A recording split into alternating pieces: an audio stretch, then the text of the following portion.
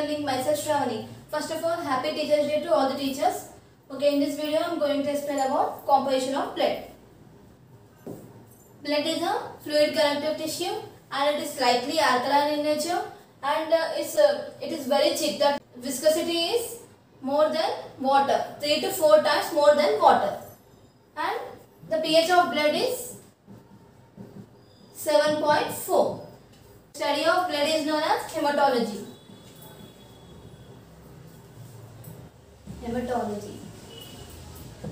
And now the composition of blood is plasma, and blood is composed of plasma and formed elements.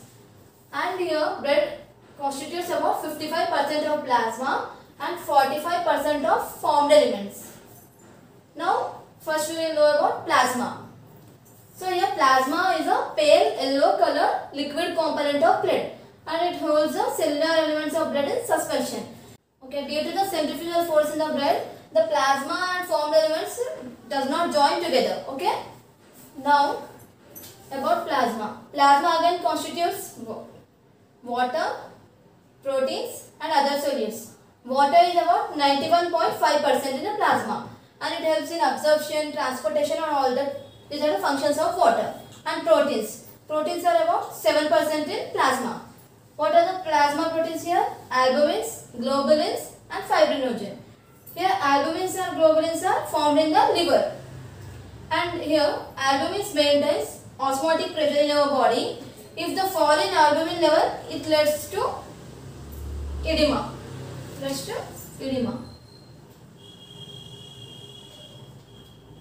Okay. Now here globulins. It acts as an antibodies in our body and it plays an important role in immunity. Here one point. Albumins also act as the carrier molecules for. It also carries lipid and steroid hormones. Here globulins also transport the hormones in our body. Okay. Now coming to fibrinogen. Here fibrinogen helps in coagulation of blood. Now other solutes in the plasma. It is about 1.5% in the plasma. What are the other solutes here? Electrolytic ions, gases and nutrients, waste products. Electrolytic ions are sodium, potassium, calcium, magnesium, etc. All those are electrolytic ions. Gases are oxygen, carbon dioxide and nitrogen. And nutrients are glucose, amino acids and fatty acids.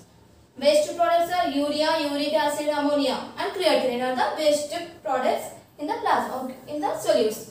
One more important point about plasma. As you all know that our world is fighting with the pandemic COVID-19, and you may also listen about the plasma therapy. Why the plasma therapy is done means, here plasma from the recovered patient is collected and then it is given to the person who is suffering from COVID-19, and also the blood group should also match. Okay. And why it is given means, here whenever the patient who is recovered, he may produce his plasma may produce many antibodies. So what the antibodies do in our body? It may fight with the foreign matter. So what is the foreign matter here? Virus. COVID virus is the foreign matter that is entering in our body. So that antibodies may identify that foreign matter, and it may boost up immunity in our body. Okay, that is the reason. So here the plasma of the recovered patient is given to the patient who is suffering from COVID-19. Okay, now about formed elements. Formed elements are RBCs, WBCs and platelets. RBCs are also known as erythrocytes. In mammals, erythrocytes are circular, biconcave in shape, and these are enucleated. Enucleated means nucleus is absent in the mature RBCs. Okay. RBCs are red in color because due to the presence of a pigment hemoglobin.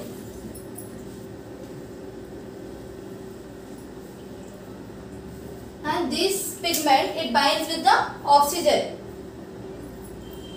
Here this globin group is surrounded by the 4 heme groups. It is surrounded by the 4 heme groups, and these heme groups contains iron, and these 4 heme groups again it binds with the O2, that means oxygen. It binds with the oxygen. Due to this, pigment, red cells are red in color. Okay. The production of RBCs is known as erythropoiesis. Erythropoiesis. Okay. Increase in number of RBCs is known as polycythemia. And decrease in number is known as erythropenia.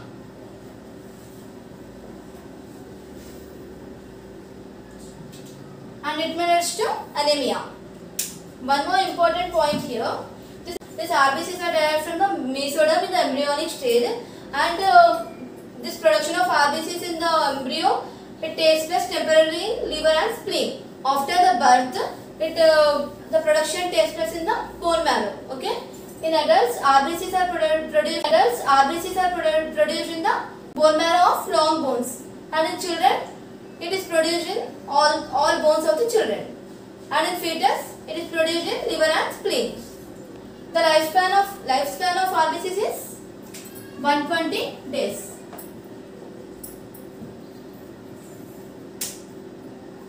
And here the normal values of RBCs are 4.7 to 6.1 million per cubic millimeter in male, and 4.2 to 5.4 million per cubic millimeter in female.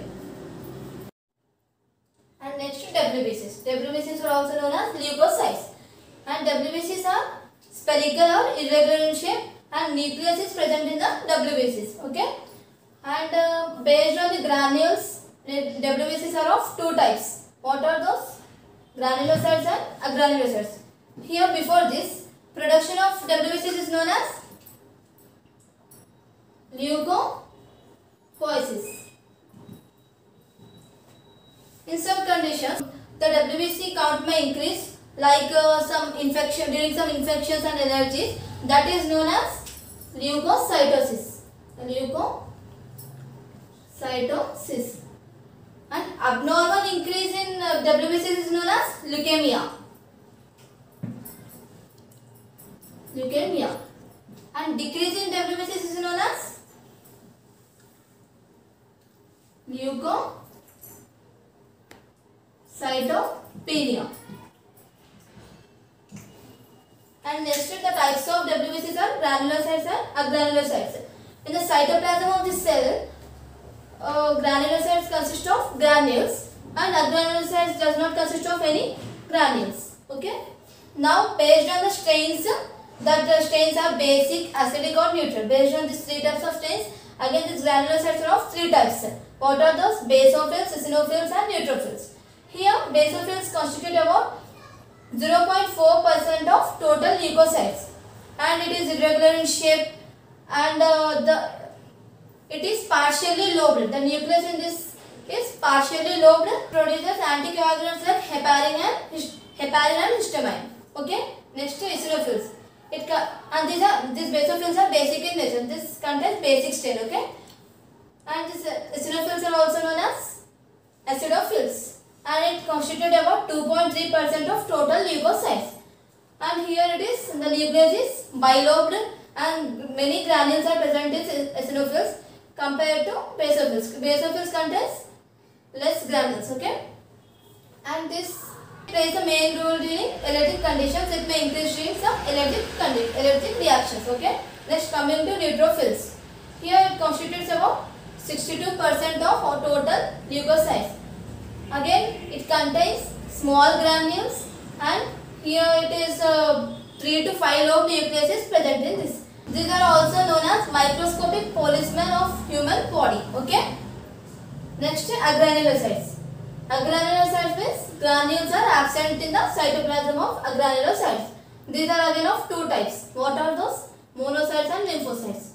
And coming to monocytes, it constitutes about 5.3% of total leukocytes. Here, these monocytes consist of kidney shaped, that means bean shaped nucleus is present. This nucleus engulfs the bacteria. That means it helps in phagocytosis. Coming to lymphocyte, it constitutes about 30% of total leukocytes.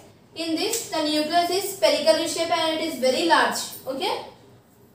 And these lymphocytes are again of two types. They are B lymphocytes and T lymphocytes. This B lymphocytes produce antibodies and T lymphocytes it produces the immunity in our body. Okay. Normal range of WBCs is 6000 to 10,000 cubic millimeter in blood. And here the lifespan of WBCs is 10 to 13 days. And these are produced in the liver, spleen and bone marrow. Next, platelets. Platelets are also known as thrombocytes. These are the small fragments of largest cells in the bone marrow. The cells are known as megakaryocytes. So fragments of this cells is known as platelets. They are oval in shape and they are biconvex in shape. Okay, and it does not consist of any nucleus. And the lifespan of platelets is 5 to 9 days.